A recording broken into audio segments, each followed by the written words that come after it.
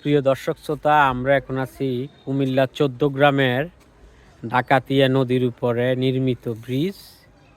এই ব্রিজটা অনেক আগের হলেও এখানে একসময় কিন্তু বাঁশের ব্রিজ ছিল।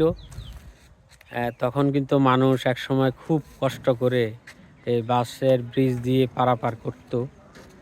এখানে নতুন ব্রিজ হয়ে গেছে প্রায় ২০ থেকে ৩০ বছর আগে। এই ব্রিজটা আলাদা করেছে ১৪ গ্রামকে। ব্রিজের ওই মাথা হচ্ছে কুমিল্লা লালমাই উপজেলা, আর ব্রিজের এখানে যে পূর্ব পাশ আছে এটা হচ্ছে ১৪ গ্রাম। আর এখানে একটু পানি কমলে মানুষে বিভিন্ন মাছ ধরে এই নদীতে। আর এখন নদীর এক পাশে মানুষ বিভিন্ন ধরনের ফসল উৎপাদন করতেছে। আমরা দেখতেছি যে এক পাশে এখানে বীজতলা দেখতেছি।